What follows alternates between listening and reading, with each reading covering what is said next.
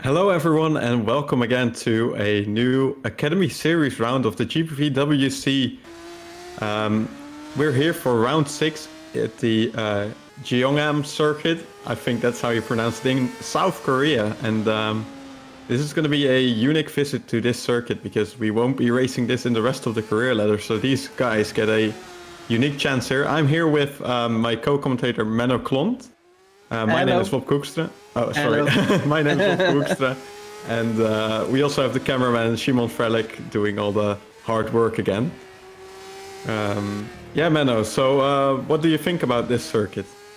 It's an amazing circuit, and it's kind of sad we're not driving here with all the other streets. It's a kind of unique circuit, of course, in quite a unique country. But yeah, think it's good that F1 isn't here for quite a long time. They left for good for here, but yeah, we're still going here now, and I think it's very good to see that South Korea is one of the academy rounds. So I'm happy that we're here. Some good history was written here by F1, and hopefully the academy drivers can do the same. Yeah, indeed. In my opinion, it's a shame F1 stopped racing here, but at least we're here with the academy drivers, and hopefully they can do some good racing.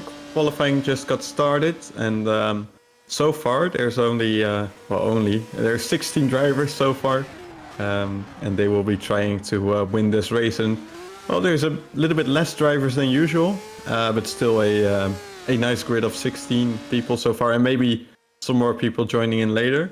But yeah. Maybe with having 16 instead of like 35 drivers, there is a unique chance for some people to get a good result here. It's quite interesting, and yeah, only 16 drivers for now, but it's not the end of qualifying. Maybe some will join. Yeah, exactly. I think there might be a few more. And it's not all bad as well, because I think multiple people who were driving in the Academy Series early in the season, they have now been promoted to Formula Challenge. So yeah, that's also a good thing. And I think the first laps are being set right now. Ruven Macheda, he was the first in practice, and he's coming onto the straight now. And he sets a 151.9. That's a really good lap, I think, because I haven't seen anyone do nearly as quick a lap. And Stan Vlietstra, Wouter de Bruin goes second. Third, he's 1.5 seconds off, so Ruven Macheda might be in a very good position so far. Wouter de Bruin second, Stan Vlietstra goes to third. As Magnussen goes to second now. 52.9 as well, so he's 1 second off. And I'm not sure if Menno's still here. I'm still here. Okay. Here. I'm watching the timing screens, and I see Remco de Zeeuw with a fastest Sector 1. So he went purple in Sector 1, a decent Sector 2, but I think it will not be fast enough for P1, but maybe for P2, we shall see. He crashed. He made a mistake. Oh. I'm not sure. He didn't actually crash, but he made a mistake, and I think maybe his lap got cancelled. So, because of course we use the automatic system now in GPVWC, so if a driver goes wide and he gets a track cut detected, then the lap won't count. So maybe that was the issue for him. Let me see. See a lot of green sector times. Waiting for Luca Tizzano. What can he do? What lap time can he put in? He's nearly there. Going to start finish now. Can he go faster than Ruven Macheda? That will be difficult. Whether she jumped to P11 with a 156.1 P11 now for Luca Tizzano. Yeah, so not a great lap, and I actually saw him make a mistake as Wouter de Bruin made a purple first sector, so he's gone quick there, but he's been a little bit slow through the second sector, but maybe his third sector he can still improve. Can he go to at least second? That's the question. As he goes, and he goes to second. And he's within a second now, so he's closing in on Ruven Macheda. And he spins in the first corner, but that's no problem, because he set his lap already.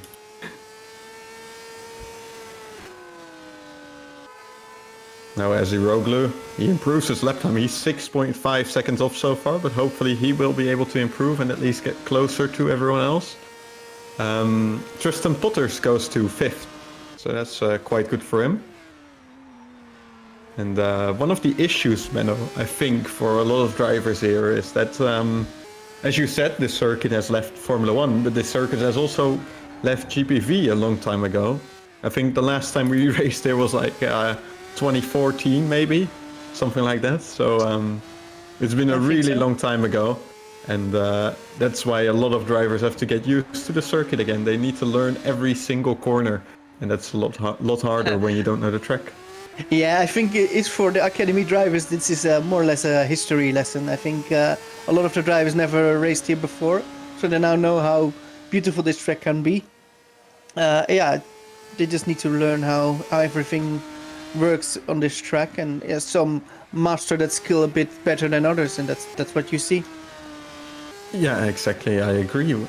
Yeah, and of course this is a very technical circuit as well, so it's not an easy circuit to learn. Like, for example, if you put a track like Monza, if you leave it for like 6 years and you come back to Monza, I still think everyone would be able to learn it quite quickly, or at least get a little bit close. But this circuit is quite difficult, and a lot of like corners that follow each other in like really close after each other, so you have to line yourself up for the whole sequence of corners really, and make sure you get a good line.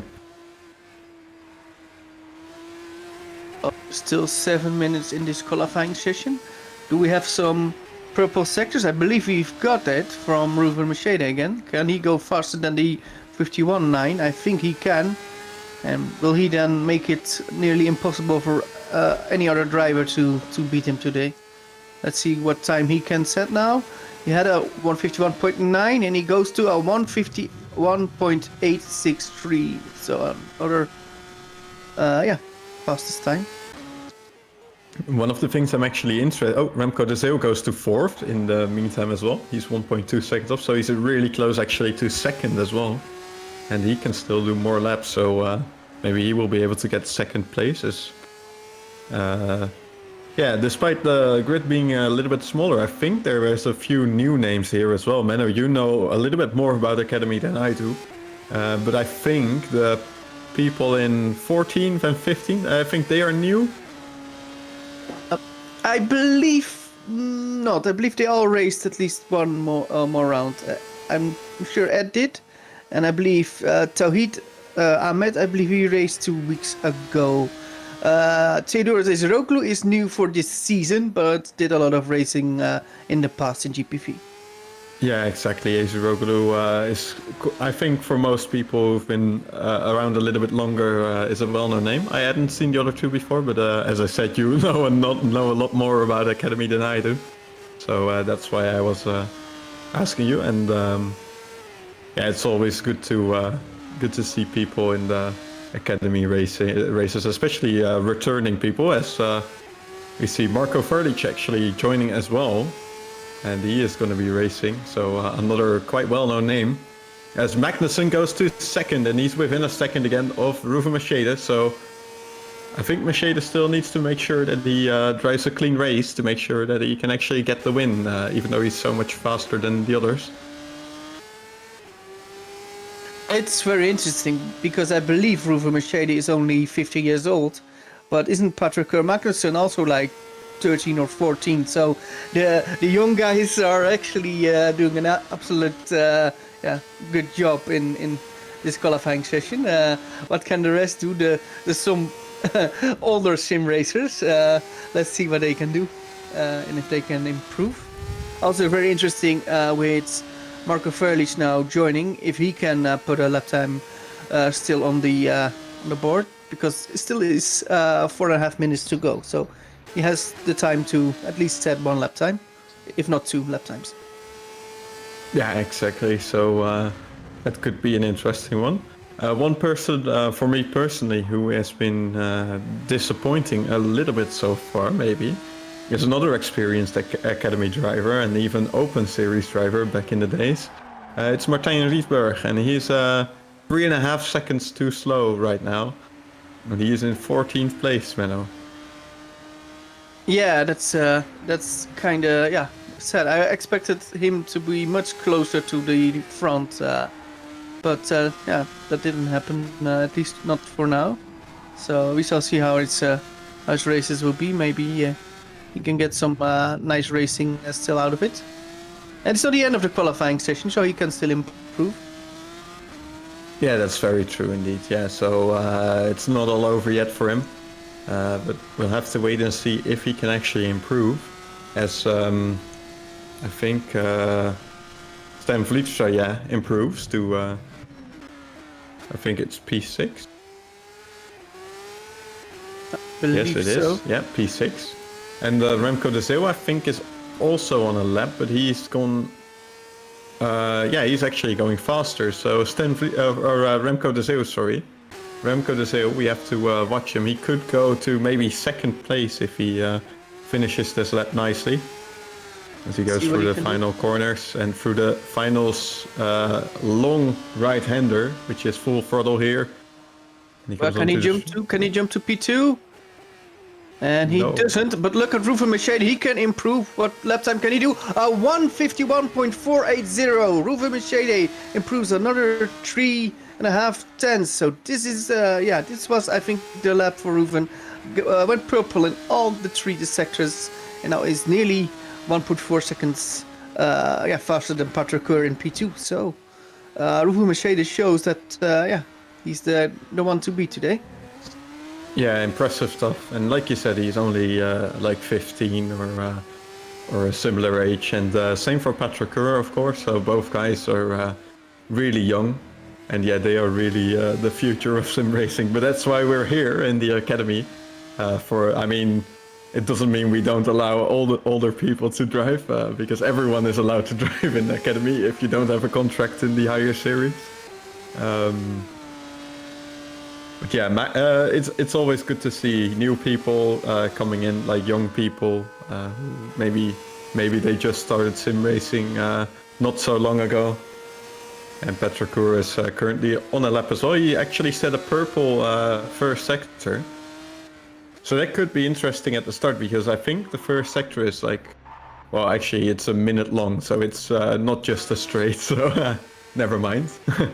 A few straights and a few corners. Yeah, exactly. I was going to say, I thought that the first sector was actually ending at after the first straight, so he goes quicker. He goes to a 1:52.5, so that's a good lap and might secure him second place, which is of course still highly contested by multiple people.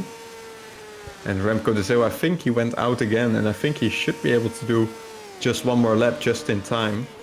But Magnussen is actually finished, and Mercedes as well, so they won't be improving. And Wouter de Bruin has just started a hot lap as well, I think. Let's follow what he can do. Can he potentially tread Patrick Keur, Magnussen and take that front row place back? But also we should look at Remco de Zeeuw if he can put in a solid lap time. I think Remco is also a guy that when he gets the lap together, he can surprise and get that front row seat. So we shall, our front row start. We shall see what will happen. Yeah, exactly. I think Remco de Zeeuw has shown multiple times that he is quite quick, especially in qualifying. So far, I think he's been a little bit inconsistent, but he's a new sim racer as well, at least quite new still. And he is improving every time. And look who's also improving. Tristan Portas is improving. Can he jump up? Yeah, he improves from P8 to P7, so decent lap from him. Beats Philip Morby, another experienced guy on the grid. So Morby won't be too happy with that, and he's currently in the pits, so he won't be improving. So one guy who is improving, though, is Remco de Zeeuw. Also Wouter de Bruin. Wouter de Bruin is also improving in the second sector. I think those guys are really close. I think one is faster in the first sector, but the other is a bit faster in the second sector. So the second row, I think Wouter and Remco will be on the second row, but who will be P3 and who will be P4? And there's Wouter de Bruin. And he goes to third still, but he did improve, so that's good for him. And Remco de Zeeuw, I think he can improve and go to P3, or can he even go to P2? It's not out of the question, of course, that he can do so. Yeah, that would be really good. There he comes. Second sector was good. Where will he go to? Bad third sector, actually. I think he lost nearly 2 tenths in the last sector compared to his best, so that's unfortunate for him, and it's P4. He was nearly P3 and close to P2, but then this last sector was I think a little bit too long. Yeah, but the race is long, so there are many chances still for him to get P2 or P3. So he just needs to remain calm, and I think that's it. Actually, everyone else is in the pits, so we've just finished qualifying. we will be moving to. So that's the end of the warm-up. qualifying session, and Ruven Mercedes gets pole position with an impressive lap time. Well, he looked quite fast in recent rounds. Okay, is this today that Ruven Mercedes shows that he is the future of sim racing in GPV? At least one of the big talents for the future. Yeah, I think last time in Shanghai he also showed it that he is really good in both races with some good overtaking moves and good pace as well. And and he also I think he also drove in the Formula Challenge, and I think he actually did quite well there as well in difficult circumstances because it was raining on that track as well, and I think he actually performed quite well. Yeah, yes, he did. So we're now waiting for the warm-up session, and the warm-up is 10 minutes long. Let's see if we can see what some of the drivers are doing. Are they testing on higher fuel, or are they testing something different, like the start phase? We will keep our eye on that. Yeah, I think most drivers, of course, will be driving a few laps just to get a bit of a feeling of the high fuel. Because obviously, even in this series, with the races not being very long, it's still important to test with the higher fuel because it's still going to be different. And for some other drivers, it's actually a nice break. They like to just wait in the pit and maybe get a drink, maybe go to the toilet because it's still it's their last chance before the race. Or they have to do it during the race. I don't know if you ever did it, but going to the toilet like Kimi Räikkönen just before races. So that's always good to to do just before the race. Oh, it's better than having to go during the race, man. Yeah, but that's I think not ideal. But yeah, also that can motivate to drive faster so that when you finish, you of course can go. If you win, you're the first one to actually go to the toilet afterwards. So you don't want to finish last there. So, but that's Yeah, not the best idea, I think. Yeah. It's the starting of a funny joke.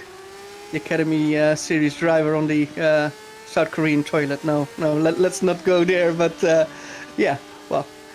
Or is it going to be a funny joke, or is it going to be one of your bad jokes again? Well, let's. I think it would be. Let's hope it's sort of a funny joke. But that's jokes are for another day. We're now here for the racing, and we're only a few minutes away, and we shall see what it will bring. And you would think with only 17 people, or maybe I believe there are a few still joining, only with that the grid, will the racing be less? But I don't think so. I think with less people on today, I think we still have quite a good race. So looking forward for that. Yeah, exactly. And we saw in qualifying already that it's quite close between multiple people. So yeah, I don't see a reason why not. And of course, the circuit remains a difficult one, even for the quickest people on the track. So a mistake is easily made. So even Ruven Mercedes needs to be careful. And in the opening laps, of course, he needs to make sure that he stays ahead of everyone else if he wants to run away with it. Yeah, and I think some people will surprise during the race. Some people might not be very good over one qualifying lap, but you give them the race, and then they will do great overtaking maneuvers, and they grow into a race. I think that's what we will see from people like Theodoros Eziroglu. I would say from all the drivers today, maybe with Phil Morby, they are I think the most well known into sim racing, and the drivers that sim race for the longest time. So I think experience counts, and you will see that with Morby and Blue today. Yeah, I can imagine that indeed. And yeah, we'll have to wait and see, of course. Now, one thing I'm actually wondering about, because I don't know much about, but I think this track is also not too great for tire wear as well. There's a lot of like long sweeping corners, so it's easy, I think, to overheat the front tires, especially if you don't build your setup well, it's not really the right way, but like if you build your setup to have a lot of understeer, because maybe you want it to be a little bit more stable, it could easily cost you on the tires, and I think some people might be struggling with the front tires in the end. Yeah, that's something we want to see what will happen there, and looking forward for that. Yes, we still have 5 minutes to go in warm-up, and everyone is doing some laps. Well, most people are doing some laps, as Marco Frelik is finally on the track as well. And he's doing some laps. He's a little bit off so far, but that's no surprise because I don't think he really practiced that much. And yeah, actually at the front it's Magnussen going pretty much the same time as Ruven Macheda. Now, obviously it's warm-up, so it doesn't say that much, but maybe he has been focusing a little bit more on good race pace, and Macheda has been focusing on doing quick laps. Yeah, that's something you don't know. You don't know what the outtest. Maybe Ruven Macheda said to himself, like, the best chance I want to have on a win, I need to have pole position. While maybe another guy said, like, well, it might be difficult to get pole position, but if I work on my race pace, then I can get much better in the race. Maybe I will train that I have more tire or less tire wear, that I have less tire wear in the race, and that's something. That can be a strategy. Maybe you in the race you'll have not the pace at the beginning, but you will have pace in the end. That's a strategy you can go for as a driver, and we will see what they come up with. Yeah, exactly. So it's just something we got to figure out later on. Of course, in this the races are, I think it's 11 laps per race. I believe so. Yeah, that's what I saw. And yeah, so obviously you don't want to have a pit stop in this race. So if you have to make one because of your wear being too high, or because of something else going on with your car, then of course you are not gonna have a big chance in the race for victory, unless everyone else is struggling as well, of course, but that's not very likely.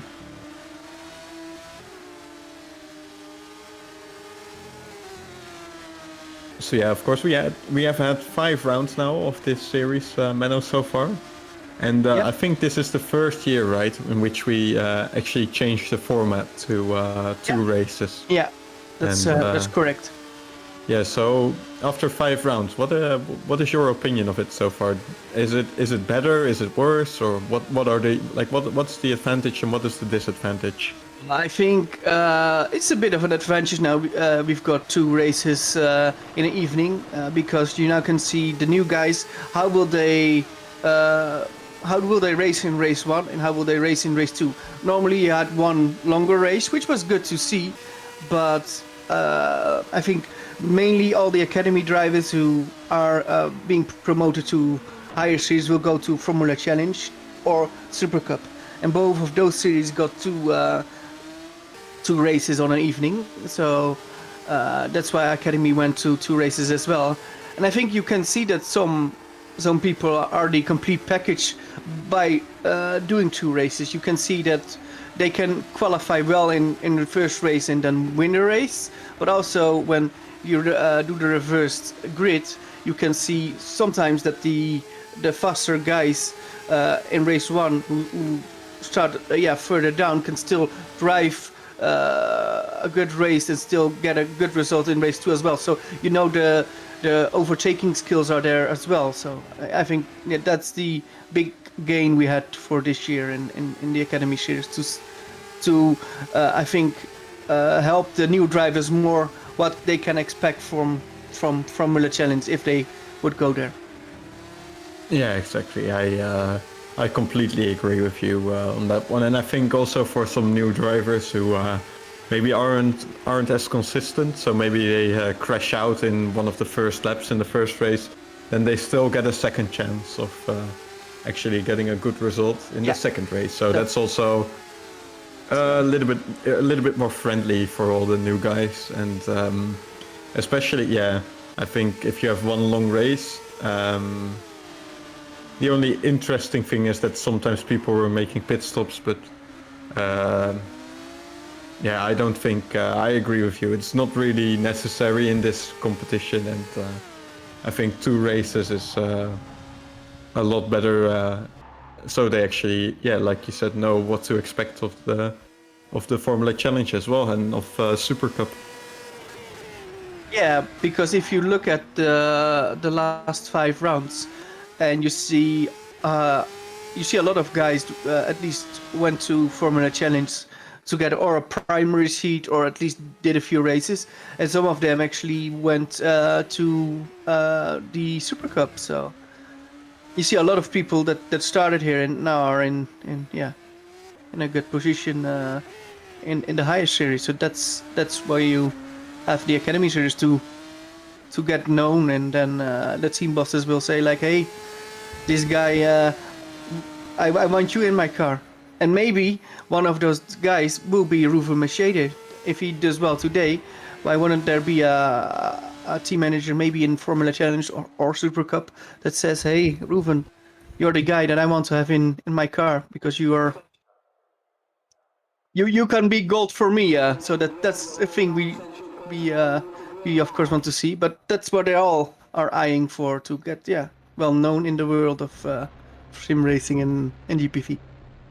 Yeah, exactly. And Ruven Machede is certainly doing that so far, and he already did, in my opinion, in the previous 2 rounds he raced in as well. He was really good. So if there's any Formula Challenge managers out there watching and they need a driver, I think this is the guy you need to sign up right now. He's probably the best of the bunch so far, but we'll have to wait and see in the race, of course, because it might still be different. As we are about to go underway. For the formation lap. Yeah. So you can do the start. There we go. So let's go through the grid.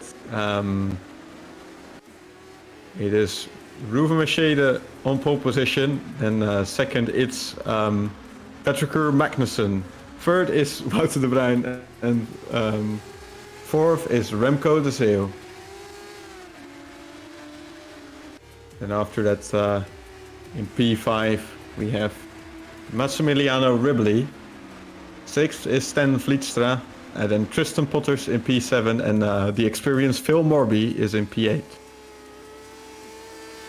After that, we have Precious Maram in P9, with Owen Vilhouwswijk in P10, rounding out the top 10. Then we have Luca Tizzano and Johannes Lepit on the 6th row. Then we have Martijn Rietberg in P13, Ed Straw, P14, Toit Ahmed in P15, and we have Theodoros Eziroglu in P16, and finally we have Marco Frelik rounding out the grid because he didn't set a qualifying lap. So, will be interesting to see what this race will bring. Ruven Machede for me is the big favorite, but don't count out the rest behind him. Patrick Magnussen, Wouter de Bruin and Remco de Zeeuw all are proven drivers here, so I think they can all do a very decent job, and if Ruven makes a mistake, I think those 3 behind him will be the guys that can yeah, maybe do a good job and maybe win the race even. Also, the guys behind will have a good chance. So that's Massimiliano Reboli and Stan Vlietstra already showed some good pace in the recent rounds, so don't count them out. Yeah, we shall see what it will bring. Who will be the winner from race 1? Who will, ink his name into the winners list? That will be interesting. Yeah, that will definitely be interesting. And like you said, a lot of behind Mercedes, it's actually quite close. So there is a lot of drivers, I think, at least in contest for P2. If they don't, if they aren't able to keep up with Mercedes, they will be able to at least battle it out for P2, which is still a very good achievement, of course. But yeah, like you said as well, if he makes a mistake, they will be there. Yes, they are now coming onto the grid, warming up their tires in the final few seconds of the formation lap, of course, because they probably have not too long to wait, actually, because it's only a smaller grid this time. And Frelik is actually in position already. So here we go. Go. The lights are coming on soon, Yeah. I think. Let's wait for the lights here in South Korea. Of course, nobody here There we on go. the grandstands, and we've got 3 lights, 4 lights, 5 lights, and there we go. We go now, and it's a good start for Patrick Magnussen and bad start for Ruven Mercedes. Yes, he made a big mistake there, and then you can have pole position, but then you're not leading out of turn 1, and it's Patrick Magnussen who now leads, and Ruven Mercedes now in P2 with Wouter de Bruin in P3, and Remco de Zeil now in P4 with Massimiliano Reboli in P5. But Ruven Mercedes wants to take the lead back right away. Can he do that? And I don't think so, Wopke. No, he's not able to, and he had a really poor start. Even Wouter de Bruin came alongside, I think, for a second. But in the background, there was also a crash between multiple people. The big losers, I think, are Kvil Hauksvik and AZ Roglu, and also Tristan Potters. And I see Marco Verlich is without a front wing as well. So 4 people actually in trouble. And the rest of them is still quite close. There. Yeah, now Ruven Mercedes needs to get back into first, but can he do it? So this is a completely unexpected challenge, I think, for him, because I think he was thinking about running away with it, but so far he is. Yeah, that's not the case, and Patrick Magnussen is eager to show that he is one of the guys for the future, and if he can stand the pressure of Ruven, then he has a chance. But what can the guys behind do? Because I believe Patrick Keur and Ruven already put a bit of time on Wouter de Bruin in P3 and Remco de Zeil in P4. If they want to do something, they need to follow the top 2, because otherwise it will be very difficult for them. But the openings lap is for Patrick Magnussen, so impressive from the guy from Iceland. Yeah, so really good job for him. Got Mercedes at the start, and he's still in front. So now Mercedes has to find a way past, and here he comes in the first corner. And actually had a little bit of a twitch, but he still has got quite a good run on Magnussen. So will he be able to do something at the end of the straight? He's not really closing in, if you ask me. I think Magnussen is actually running higher top speed, lower wings. Because actually I think at the end, Patrick Magnussen was running away a little bit from Ruven Mercedes. So that was interesting. Very interesting to see what they do. Oh, a mistake from Patrick Magnussen, but Ruven can't pass here. Yeah, as long as the top speed is good and Patrick keeps it on the asphalt, then it will be difficult for Ruven. But you just see Ruven's car is a bit more balanced already. So will that be a question of time that Ruven retakes the lead? We shall see. And what about the battle behind? We see Remco de Zeil really close with Wouter de Bruin. That's a really good fight as well. And we also see Massimiliano Reboli also in P5, really close to the podium. Then we've got Phil Morby in P6 and he cannot follow the top 5 in front of him. So Yeah, he's actually under pressure from Stan Vliets. and a lot of big group from P9 onwards. So it's P9 with Hoekstra, with Perseus Miram in 10th, Trarit Ahmed in 11th, Martin Riedberg in 12th, and Luca Pisano in 13th, and Tristan Portos in 14th. So a big group. Let's see what will happen there. The latter stage of the race. And now I see Rufa Machete is now really close. Can he go for it? Can he go for it? No. Not yet. Cannot Maybe go if for he it. gets a good run here. He Yeah, needs he's to get a good run onto the second straight, but his problem, I think, He's waiting is that... he's waiting for DRS, I think. Might be, but I think he's also just... He doesn't have the straight line speed, but Remco de Zeeuw might have the straight line speed, and he has DRS.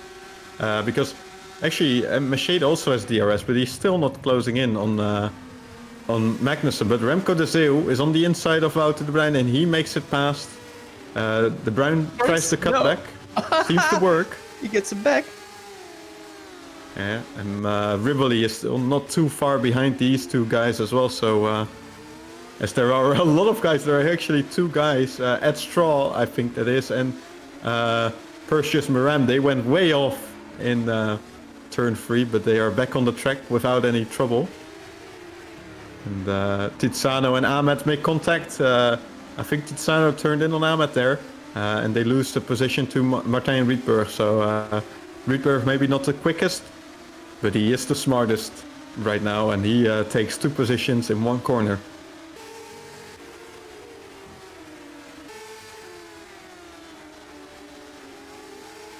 But that second group is really close, and yeah, Ripoli can see the 2 guys in front of him, and Massimiliano Rimboli can still go to the podium. Massimiliano tries to drive some alternative lines, but yeah, for now the 2 Dutchies are still in P3 and P4. But this is a very good and intense battle for the last podium position. And yeah, it's, I think, very good to see. Let's go back to the lead. It is still Patrick Magnussen who leads. And then it's Ruven Machete who's now in second, or still in second. But it doesn't seem that he's got the straight line speed, Wopke, to do a good pass on Patrick. Patrick is a rocket on the straights.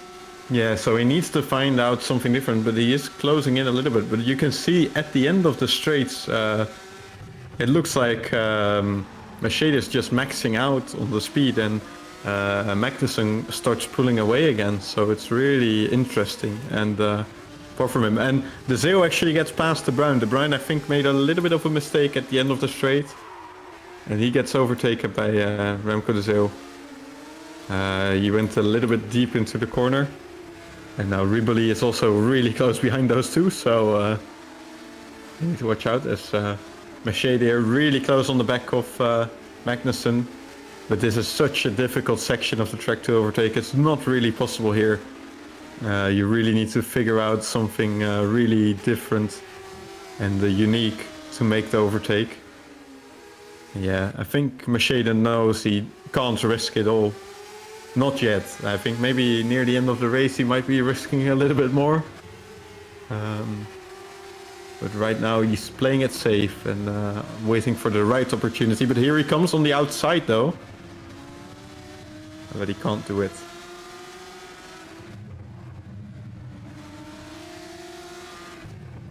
Now, Yeah, he needs to wait for the right time. He needs to wait for it, Ruben, and I think this can still go his way. But it will not be an overtake on the straights, because Ruven Machete is maxing out on the straights. So I think he's waiting for a mistake under braking from Patrick Magnussen. But the question is, will Patrick be the one that is braking under all the pressure Ruven putting him on? Yeah, that's definitely the question. And another question is, will Remco de Zeeuw be able to catch up with them if they start fighting? Right now it doesn't seem to be the case, because here comes Wouter de Bruin again, attacking Remco de Zeeuw at the end of the straight with DRS. He's gonna do it. Or is he? Actually touch a little bit. But I think Wouter de Bruin makes his stick on the inside there. and gets P3 back. But I think the Zero is gonna try and take it straight back in the next corner because he's on the inside now. Breaks a little bit early. Oh, out to the runs a little bit deep, and they touch again. But, well, we need to go to the lead because it's a big battle for the lead. Ruven Machete is trying everything to get past Patrick Magnussen, but Patrick Magnussen is driving really smart. Also knows the track very well because he's positioning his car like on every exit quite good. So he's still in front, but the pressure that Ruven Machete is putting on the leader is that's quite a lot. And can he keep this? Can he keep this lead? He's working really hard for it, but Ruven Machete looks to be just a little bit more under control. He's behind, but it looks like that on corner exit he looks to be having a bit extra left, and that's not what I see with Patrick Magnussen. But Patrick is still leading, so no problem for Patrick at this moment. Yeah, exactly. As we have our first retirement of the race, unfortunately, it's Luca Tizzano. He spun out and he decided to retire the car, but he's really close now, Ruven Machete, and he doesn't have the straight line speed, but maybe because he's this close, he will have the slipstream, and it will just about be enough. He closes in. Don't think it will be enough. No, it will not be enough unless maybe he needs to go behind again and then attack again, but he doesn't do it. Maybe he can scare. Ooh. He tried to go for it, and Remco de Zeeuw gets an attack combo out to the ground again and makes it stick again around the outside this time. And Massimiliano Riboli is there as well. Those three have a really fun race, and they're overtaking like every lap, so it looks very good. Oh, and somebody went really wide. Yeah, that's the Brown. Yeah, so he's lost the position to Riboli. And now he needs to make sure that he is able to keep up with the other two. As behind Stan Vlietstraat in P6. Actually making a mistake is also allowing Morby to catch back up. So yeah, we saw again that Machete really doesn't have the straight line speed. And the issue is that even if he overtakes Magnussen, he can't do it at the end of the lap. Because then we will go onto the straights again and Magnussen will take him straight back. So it's going to be really difficult.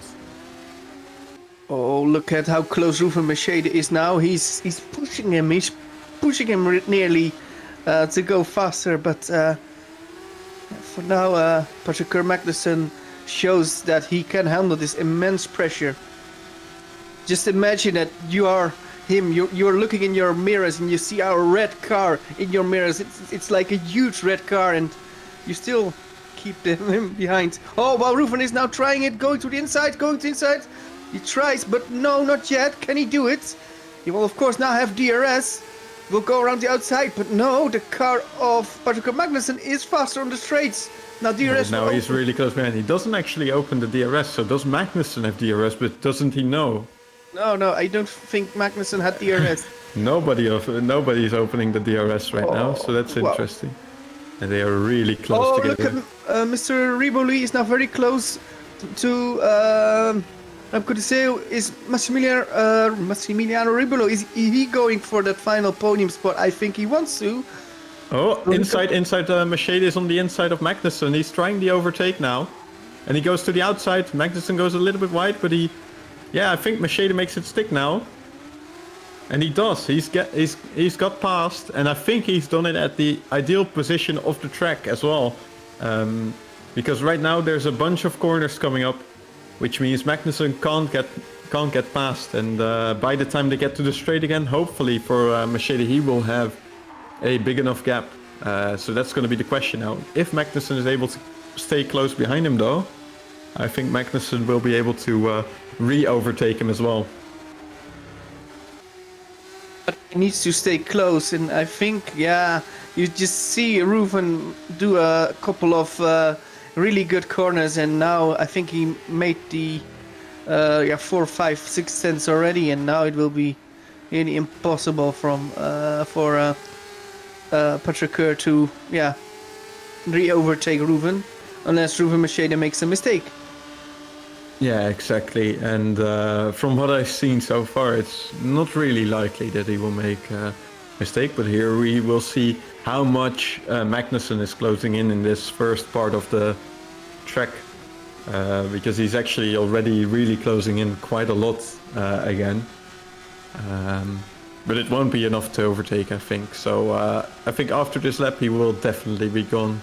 If he does a good lap again, Mercedes. But look at Patrick Magnussen's top speed. Whoa, he's really fast on the straights. He actually gained much more than I expected Patrick would do. It was like, he's still the bullet on the straights, like I named him like a few laps ago. If Patrick can stay close, then he will still have one chance, I think. But that's Magnussen was doing 2 lockups in a row though with the front left, so that tire won't be too happy with him. And especially since he's already running a lower downforce, that means the tires will be under more pressure to make the corner at the higher speed, because of course the car doesn't want to turn as much. So he might already have a little bit more wear than Mercedes, but yeah, he was definitely closing in really a lot. He was almost at the back of Mercedes again at the end of the DRS straight. So that was really outrageous, but he's really losing a lot of time now, I think. And yeah, like you said, unless Mercedes makes a mistake, I think he's gone. I'm pretty sure he is now, unless something happens. But we've got a really good battle for P3 now. Remco de Zeeuw now has got P3, but Massimiliano Riblu is so close, and Walter de Bruin is still there.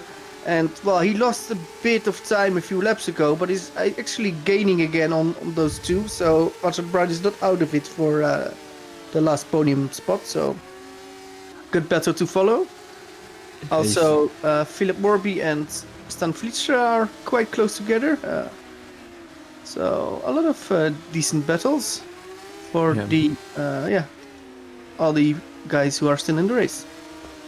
Yeah, exactly. Behind Miram is also in the DRS of Lepit, and Riedberg is only like 2 seconds behind that as well. Then we have Tristan Potters, who was of course involved in the first lap crash. He's now close behind Ed Straw, so he might be able to overtake there. And so far only one retirement. Luca Tizzano, of course, so he's out of the race. Which means that Marco Frelik, in P16 so far, he's the only driver who is still driving, who will not be reversed on the grid for the second race.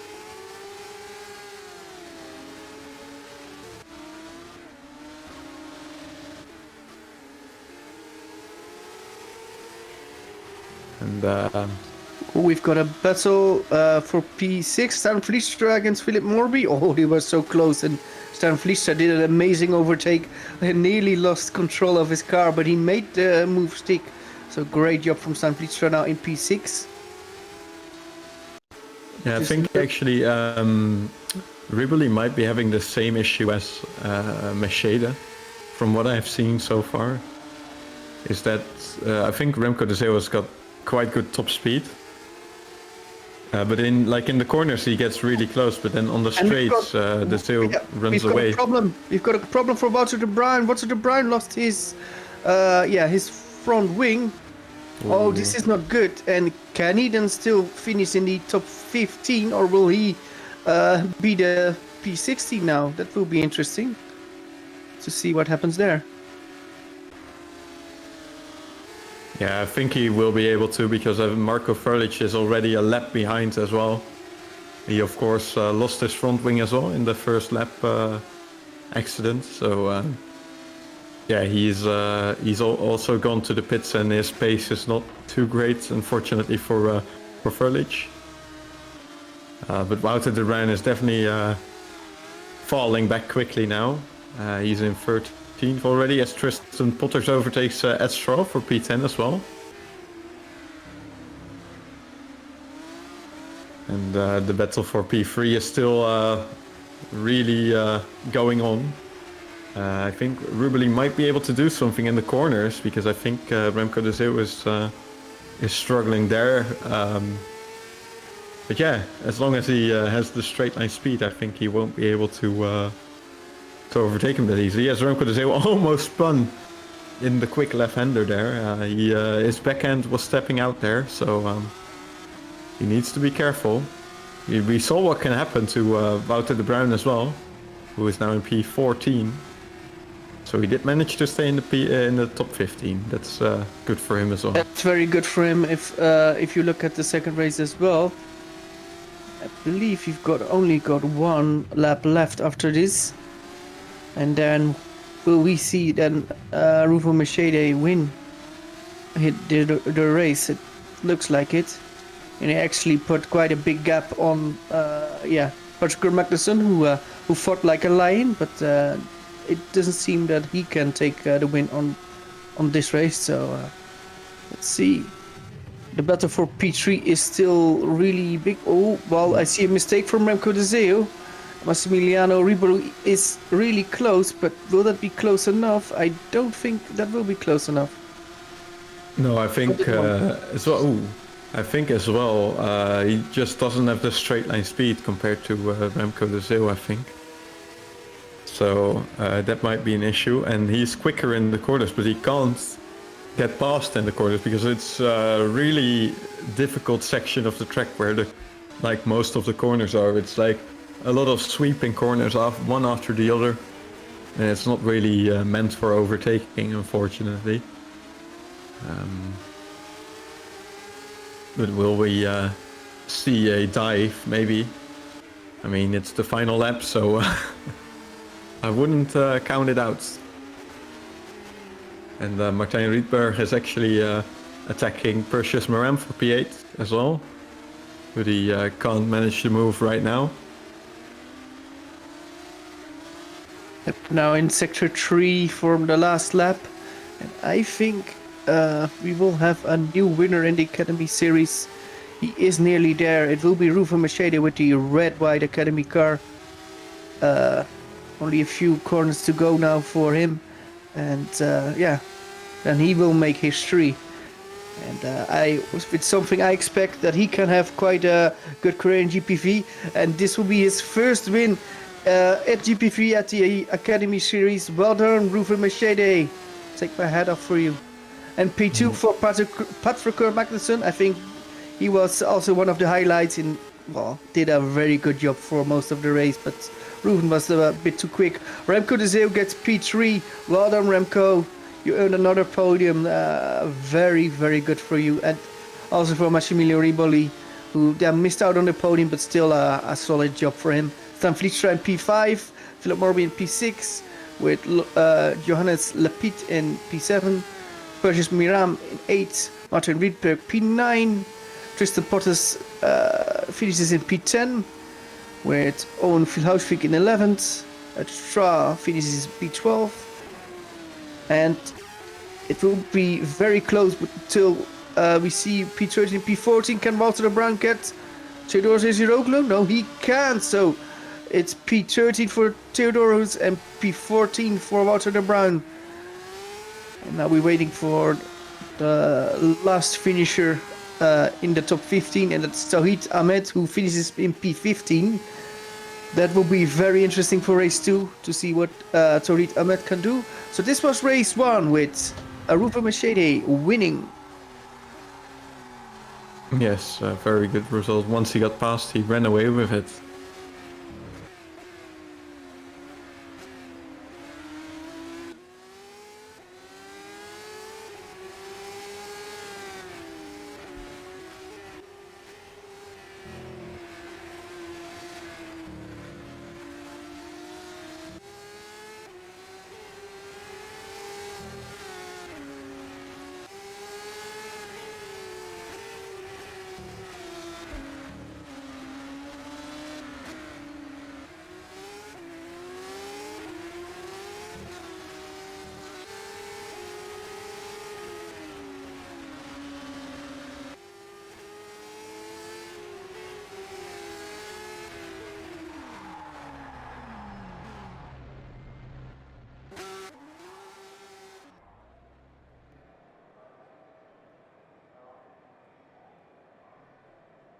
So this was the first race of the evening, and quite a good battle. We're waiting for race 2, but in the meanwhile we're going for a small break, and we'll be back in a few minutes.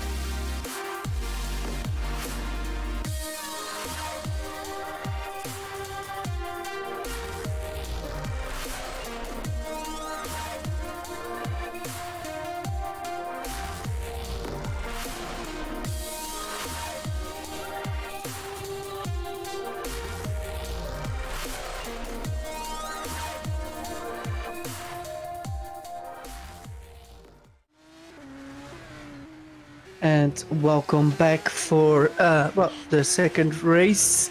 We're nearly to the second race of the evening, and we're still at the end of the warm-up session. So yeah, let's see what the second race will bring. Okay, well, here we had some slight technical problems, but it's fine now. So yeah, we're now waiting for the cars to line up for the warm-up lap. And then we will take you through the grid. We still have got, we have a slight problem, so we are going to fix that now, and we will be back as soon as possible.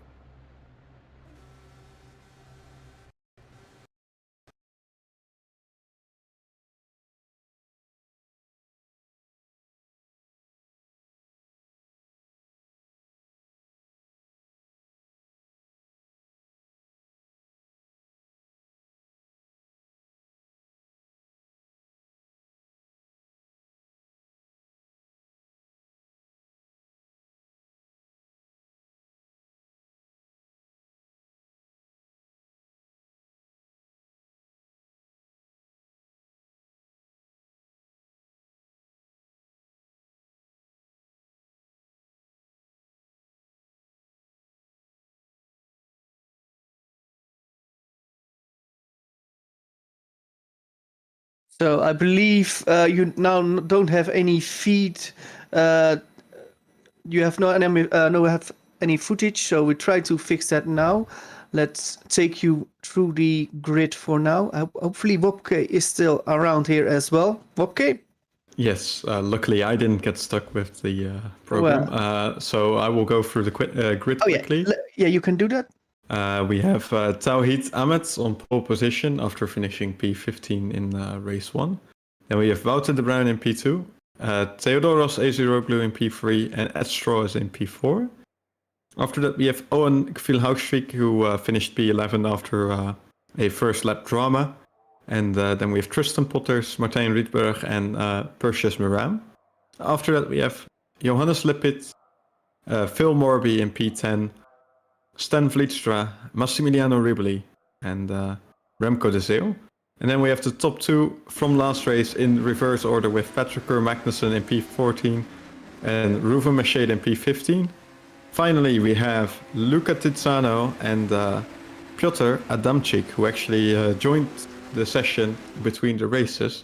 And Marco Frelik has unfortunately left us behind as he packed his bags. I think his car was broken and unfixable, so he's left his... Yeah, the footage is back, so hopefully... yes, footage, yes. We can see again now. And just in time, so that will be interesting what footage we can bring in race 2. So it will be very interesting, Wopke. I would say Wouter de Bruin was pretty fast in race 1, and he now is starting because of this late race 1 crash. He starts now from P2 with the reversed top 15. I will give him a decent chance to win this one from P2. What do you think? Yes, he will definitely have an advantage, especially over all the other quick guys who have to come from like behind the top 10. So they will have to do all the overtaking. And Wouter de Bruin, if he gets a good start, he can be in P1 before the first corner. Like we saw last time as well in the first race with Patrick Magnussen from P2. Let's see what the others can do. What can Ruven Mercedes do from P15? What can Patrick Magnussen do from P14? And Remco de Zeeuw from P13. What can everybody do? We will find out in a minute with the start, and then another 11 laps for the final race of the evening here in Korea. Here we go. 4 lights, 5 lights, and we're away. And I think Wouter de Bruin gets a good start. Yeah, he definitely does. He's alongside Ahmed already, and he has the inside as well. So he takes first position now, and Ed Straw is in P3 as well. And there's a lot of changes going on, a lot of people going wide, and there's a crash. It's Patrick Magnussen going around. Patrick Magnussen has made a spin, and Tristan Potters again involves. Ruven Machete is in P15 as well, so not a good start for him. I mean, he started P15, but he's lost a little bit of time as well. And it's Wouter de Bruin in P1. Oh, yeah, and Roglu goes to P2. They got stuck, I believe, and there is a problem for Tristan Potters. I think Tristan Potters' car is broken, and I think he is out of the race. But it's Wouter de Bruin leading for Theodoros Oziroglu. What a mouthful to pronounce that. He's in P2 with Tariq Ahmed in P3, Hoekstra in P4, Massimiliano Riboli already in P5, so he had a great start. Martin Rieberg in P6, Owen Kriel in 7th, and Philip Morby in P8, San Felice P9, Patrice Miran P10. Where is Ruven Machete? Yeah, he's in P15. He also got involved in the incident as well. So both Patrick Magnussen and Ruven Machete were involved. And now Ruven Machete needs to do all the overtaking during the race, as he tries to go around the outside of Piotr Adamczyk. That's not going to work, but now he has the inside, and I think that is going to work. So ultimately, he's going to get the move done. So he's in P14 now. Yeah. But yeah, really good start from Riboli, as you said as well. He's already in P5, so he might be the main opponent of Wouter de Bruin right now, as he tries to overtake Hoekstra. Can't get find a way past yet, but he's pushing quite hard, Massimiliano Riboli, and he's now going for P4. He's got a run on him. He's going to the inside. He will brake later and gets the inside and jumps to P4. So it's Massimiliano Riboli now in P4, and yeah, P3 and P2 are close. Quite close. Only a few seconds away. And look at this. Martijn Rietberg is trying to attack Hoekstra as well for P5. And can he get it? He tries to go to the inside and he makes the move stick. Really nice move. And Hoekstra tries to do the cutback, but he can't get it on, as Perseus Moran runs a little bit wide. And actually gets a good run. And I think maybe Phil Hoekstra let him back past, or he doesn't have much straight line speed. And both of them actually missed their braking point. Now Johannes Lepiet is attacking them as well. In the front, it's Wouter de Bruin running away with it right now. He's already 3 seconds ahead. And now it's Ruven Machete attacking Remco de Zeeuw. Now this could be interesting, because Remco de Zeeuw is the number 3 of race 1. So in theory, that should be one of the more difficult guys to overtake, but yeah, we shall see if that actually is the case. Ruven, after a bad first lap, now seems to be having the speed again. And where is our good friend Patrick Magnussen? Patrick Magnussen is also in the big group, so we've got quite a big group now. I would say from P2 to P16 is one group, and actually Wouter de Bruin is the one that's checking out. Oh, look at the gap he already has on P2. Riboli actually got into P3 already. He made the move before the straight began already. And he's going to be looking at AZ Rokuru now sooner rather than later. But Phil Morby goes to P6 in the meantime as well. And Rietberg is now really close behind Ahmed as well for P4. He does have the straight line speed, but he gets blocked. Tries again though with DRS, and I think he has more straight line speed, so he should be able to get the move done before the corner already. And yes, he does, and he actually goes to the inside to block him off. But now this gives Ahmed a chance to do the cutback, but he can't make it stick. It's very nice to see all those cars on the one of the straights. And see all those different Mercedes had an issue. Yeah, Mercedes actually... what happened there? There was a car, I think it's Remco de Zeeuw, who went a bit wide, and then he tried to cut back to the racing line, and then he hit Mercedes, and then de Zeeuw got spun, but Mercedes also got slowed down, and there's a car sideways again as well. That's Patrick Magnussen. So all of them actually in trouble. The top 2 of the first race is not doing that a good job. I must say the incident with Remco and Ruven was a bit unlucky. They just touched a little bit on the rear, and was a bit of a problem, unfortunately. But this opens a lot of chances for Wouter de Bruin, who's walking away with it. But look at battle for P2. It's Theodoros Eziroglu and Massimiliano Riboli. And Riboli is much faster, but Theodoros Eziroglu tries everything to stay ahead, but he can't. And Massimiliano Riboli, he didn't get a podium in race 1, but he now goes to P2. Can he get, back to Wouter de Bruin? Yeah, Wouter de Bruin already has a big lead, but can Riboli, can he close in? Or can Theodoros Eziroglu, can he get back on Massimiliano Riboli? Yes, for P6 as well, Stan Vlietstra tries to overtake Ahmed, who's dropping back quickly, unfortunately for him. He's actually lost a position again. He's down to P7 now, and Vlietstra is up into P6. And Eziroglu, oh, he misses his braking point and nearly goes into the back of Riboli. And now he's under pressure of Riedberg, but he nearly hit the back of Massimiliano Riboli, and that would have been a big crash. Luckily, he just avoided it, so there's no problem at all.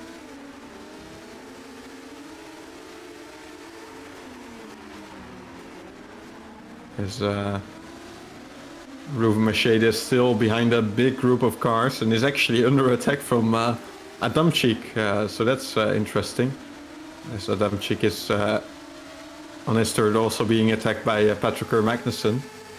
So there's a really long train of cars from, I think it's from Johannes Lepit back, so that's from P7 backwards. There's a really long train of cars up to, all the way down to actually the back of the grid, which is Remco de Zeeuw, because Tristan Potters is already out of the race. As there is free wide, and Tiziano, oh, there's I think some contact actually.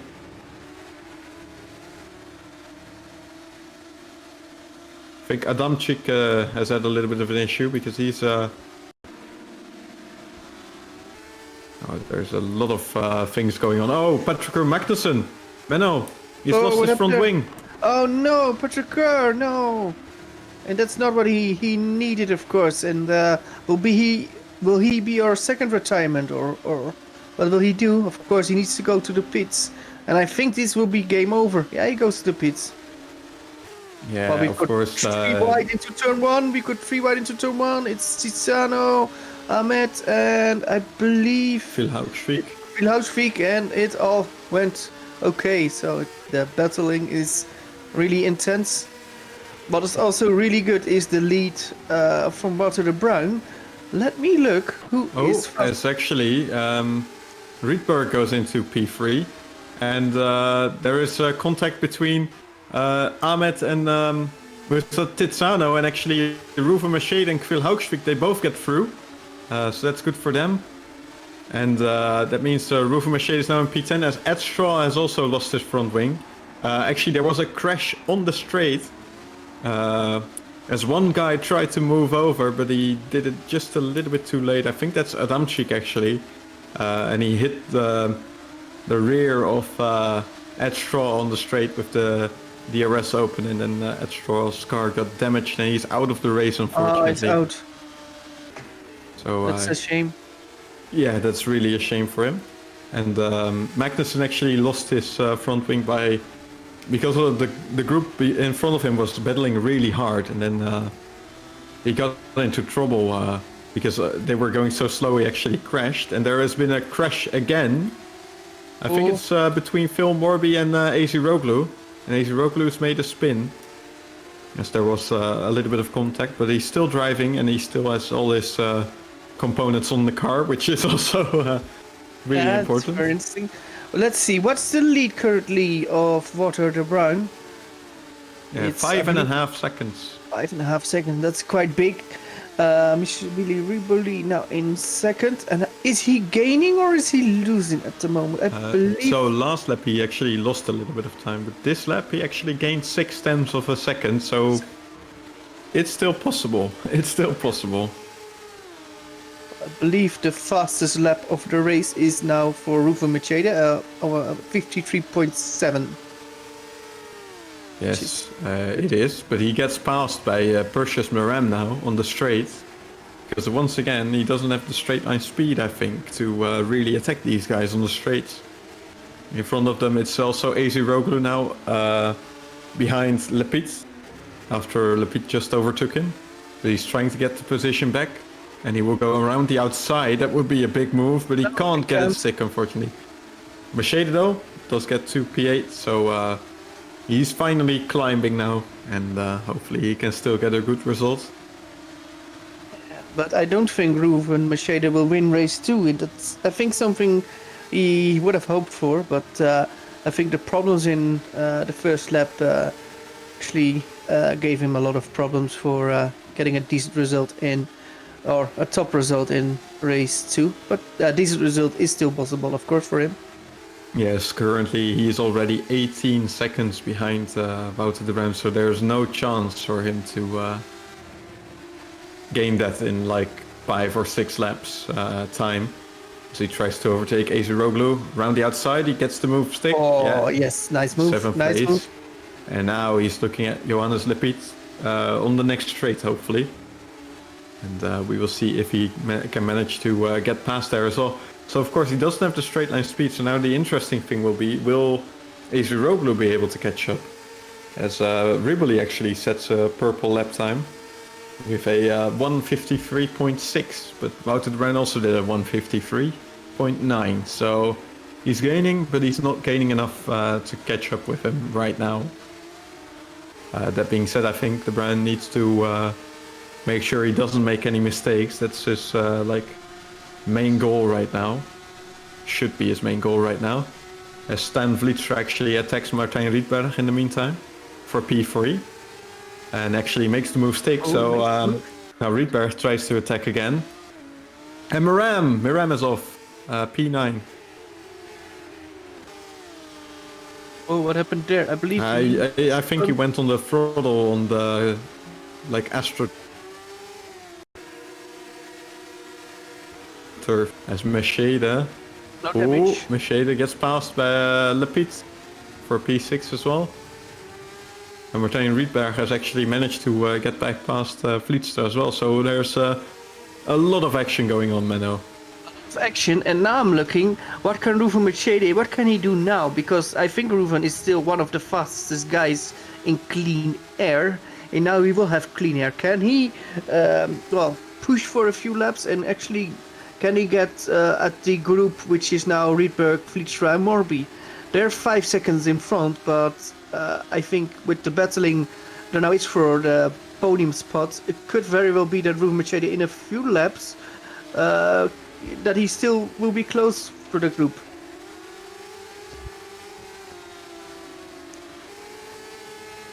So that's, yeah, a very close fight now for 4th position. You see that, Wopke? Yeah, Phil Morby, he's on the outside of Stan Vlietstra, and he's trying to outbrake him into the first corner, but he can't do it. But now he will have the DRS again on the second straight, but the problem is Vlietstra also has DRS, so that's definitely an issue for Morby. And AZ Roglu is in the pit in the meantime as well, without a front wing. But here comes Morby on the outside of Vlietstra again. Can Vlietstra outbrake him? No, he can't, but Morby... Morby just about makes the corner, and they actually have a little bit of contact, but yeah, he makes the move stick. So he goes around the outside, and as you said, by the way... Problem for Rietberg! What's this? Not sure what that was. Was that a wheel issue for Rietberg? Rietberg was in P3, but now he's in P5. Drama, and now Morby's in P5. I think he's actually slowed down. Not sure what that was, but look at Ruven Machete now. He was out of the hunt for the podium positions, and now with 3 laps to go, he can see the podium. Can he still get to the podium? That's... Yeah, and okay, Patrick Magnussen just set the fastest lap, 52.9, of course after his pit stop. And AZ Roglu has retired, unfortunately. He had an accident, lost his front wing, and... Look at Rietberg, and there is a problem on the car of Martijn Rietberg. I'm not sure what it is, but the car is not working like it used to, and he loses a lot of time, which is a big shame, because Martijn Rietberg was on course for a podium And yeah, I would have loved to see him on a podium. But let's go back to Ruven Mercedes, who's now in P5, and yeah, is closing up. In the meantime, of course, Walter de Bruin is starting another lap, and his lead is nearly 5 seconds on Massimiliano Riboli. They're saying in chat that he actually has a penalty, and he goes into the pits. Not sure what happened, but he's into the pits now. So Drive-through, that would be interesting. Yeah, it might be a drive-through. He might have, of course, I've seen a lot of drivers like push the limits of the track. Yeah, he's gone for a drive-through. He's gone in, and I think he's had too many track cuts then, and that's what cost him. And he's now down to P13, right behind Ahmed, and now he's back onto the track. I think that's maybe why he slowed down, because he thought maybe I can get rid of the penalty by slowing down. But unfortunately he couldn't. Now let's go back to the battle for third place, because Phil Morby is still under pressure from Stan Vlietstra and also from Ruven Mercedes now, as he's closed in to the guys in front, and he's within the DRS range of Stan Vlietstra already. Can he overtake those guys? But maybe he can. Vlietstra's gone off. Well, Vlietstra has gone off. Well, what happens there? Oh, and he cut a lot. And I think there could also be a penalty for Vlietstra, because he cut the whole track there, gave the place back. But will this give him a penalty? This could very well be. And I believe that's so. I mean, you can go off track and then safely rejoin, but yes, Stan Vlietstra took a lot of gain. And then it could very well be that the game says, well, yeah, you gained a bit too much there. And I believe he's going to see him coming in now. Another drama for Stan Vlietstra. This could have been his podium. This could have been the podium for Martin Rydberg, and they both missed out on this podium. Will this then be Philip Morby's podium, or will Ruven Mercedes, will he steal the podium away? And Tiziano is out of the race as well. He's crashed. So again, a double retirement for him. Oh, and he nearly went into multiple other cars as well, such as I think that's Adamczyk and Kvil Hausvik. He nearly went into them, but luckily they managed to avoid a bigger crash. But Tiziano has a double retirement for this round, so that's really unfortunate for him. A huge shame. And the question is, will Mercedes be able to catch up to Morby? He is closing in, but he's not really going that fast. I think there might be some damage on the car, Menno, because of course he was involved in that first lap crash. He's had some more contact as well. So actually there might still be some damage on that car, and maybe that's limiting him from really going as fast as he would like to. It looks like it. Yeah. Doesn't look that fast at the moment. But we've got one lap to go after this. And yeah, will this be the first win of Walter de Bruin? Because I believe he didn't win a race before. Not 100% sure. So if he can do that, it will of course be one of the highlights of his sim racing career, at least at GPV. Yeah, that's always a good one to have, your first win. Yeah. That's always a special moment, I think, for every sim racer. One lap to go. You see Ruven Mercedes went a lot faster than Philip Morby. And yeah, it's nearly a second he's going faster. But can he go to P3, Ruven? He doesn't have the straight line speed. And Philip Morby has got a lot of tricks on his sleeve. Can Philip Morby, can he get that final podium position on the second race? Would be good for him. But Ruven Mercedes, of course, wants to steal that away. Yeah, exactly. This is going to be a battle till the end, I think. Mercedes was actually lining himself up for this straight. He was like keeping a bit of a gap to Morby, and then he wanted to brake late and close the gap under braking and in the corner. But then he made a mistake in the first corner, so he actually lost a little bit of time. So that was a huge waste for him, but he will be closing in the corners here now, as we can see already. every single corner. Mercedes getting closer and closer. And now the only question is, will he be able to attack Morby? Because that's the next question, of course. It's really difficult to find an overtaking spot that's not at the end of a long straight. But this battle is not over yet. Well, it is almost over though, Menno. It's the race of Wouter de Bruin. Yeah, Wouter de Bruin had a bit of a unlucky race 1, but that helped him for a race 2 starting position, and he just did his job, and I think more than that, because he showed skill, and the win is his for the second race. Well done, Wouter de Bruin. Still a very talented driver, and that showed. Look at this. Mercedes really close to Morby out of the final corner, and he's closing in. Can he do it? I think the finish line is just a little bit too early. Oh, close. But he gets P4. It's P4 for Ruben Mercedes. Philip Morby in P3 with Massimiliano Riboli in second position, with Johannes Lepid in P5. Well done, Johannes. Remco in P6 after a unlucky start. Owen Vilhousvik in P7. Piotr Adamczyk in P8. Well done for race 2. While not racing race 1. Stan Vlietstra P9. He was unlucky with P10 for Perseus Miram and P8 for Martin Riedberg. P11 for Martin Riedberg. With Patrick Magnussen comes finishing in P12. And Tawhid Ahmed in P13.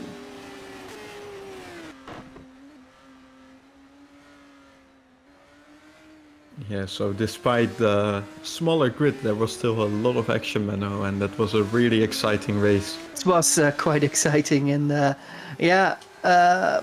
Ruven didn't get it easy in this race, and P4 for him is, I think, still pretty decent. So, yeah, good racing today. So, this was Korea then already, and I'm happy that we were here, but it's already done. Okay.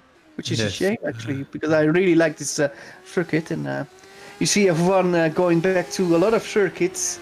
They go back to Turkey, they go back to Imola, they go to Portugal. But why doesn't F1 go back to this circuit? I mean, it's an amazing circuit for racing. You saw that today. So yes, so unfortunately, money talks, Menno, in Formula 1, but it doesn't talk in GPVWC.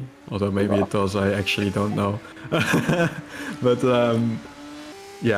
maybe we will see it back on the career ladder at some point. Who knows?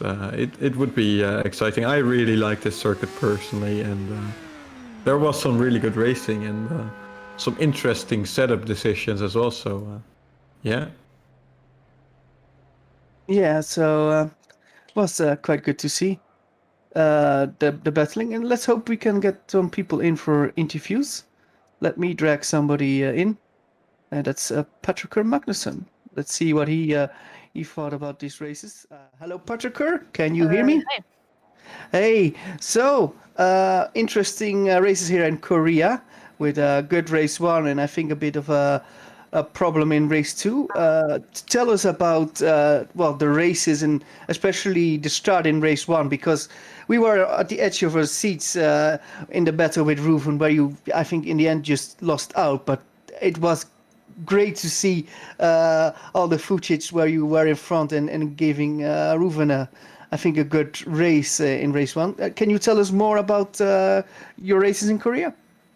Race 1, it was better than I expected, really. I expected like a top 5 or like 5th in quali. I got really lucky, I would say, in quali. And the start, I was like, I designed the setup to be well on the straights, of course, because I was looking at the race view and I saw Ruben was really good, and then I heard he was running a 16.4, which I decided to maybe get some top speed and hopefully get him on the straight, but I got him to turn 1, which was very nice. Race 2, I'd rather not speak of it. Got hit into turn 1 on the inside. He didn't see me, and then I made a mistake and crashed into, I think it was some Czech guy, I don't know, and that was my front wing, and just tried a fastest lap, and that worked. So all in all, I think you were really happy for race 1. What do you Yeah. think of the track today? Because I think this was for you the first time you raced on this track. Yeah, the first time. The track, it's actually very nice, but like, it was really hard to improve in the beginning when I was starting to practice. But the track is very nice flow. I really love the track. It's probably nearly one of my favorites, to be honest. Yeah, so that's very good to hear. So yeah, that's I think you showed good pace today, and I think you can be really proud on the racecraft you showed today, and hopefully we will see that back in the future, Patrick Kerr. I guess you will be entering in future events still. Yeah. And what's your main focus for the future? Do you want to go to Formula Challenge in the future, or what's your aim longer term? For this year, I'd aim for getting into Formula Challenge, of course, and yeah, I don't really have much to say about that. No, but that of course is I think only a matter of time if you keep putting in those races and showing Yeah. good racecraft, then that will come. Thank you, Patrick Kerr, for the interview, and hopefully we'll speak to you soon. And I believe we've got another guy who wants to be interviewed, and that's Mr. Ruven Machede, who won the first race and came fourth in the second race. Let's drag him in. Hello, Ruven. Can you hear me? Yeah, I can hear you. Hey, well done on well, I think on the races here at Korea. The first race was of course very good with a very good qualifying session. Race 2 was a bit more of a problem. It was quite difficult for you, I think, after lap 1 incidents. Can you tell us how the races went for you today? And yeah. In race 1, the start was quite bad, but I had not the best straight line speed, but in lap 6 I passed particle, and in race 2 was a bit of carnage, and I'm lucky to came out without damage. This was perfect. Okay. And the battle with Patrick Kerr in race 1, was that something you enjoyed a lot, or was it a bit annoying for you knowing that you couldn't pass him that easily? It was really making fun with it. Patrick was really good in fighting, but also it stressed a bit that he has more straight line speed than me. Yeah, so and in the end you got the win. How important is the win for you? Because I believe you're also a guy that looks into going, yeah, you want to go into Formula Challenge for the future. I know that. How important is that for you then that you won the first race? Is that important for you because you now can actually show the managers in the Formula Challenge like, hey, I won an academy race. I should be in your car. What do you think of that? About your future in GPV in general? Can you tell us what you expect from that? I think the win was important, yes, but I think race 2 was more important because the overtaking, how I drive and how fair I am. So this was, I think, the important one. So that's quite good. So thanks, Ruven, for being here, and thanks for the interview.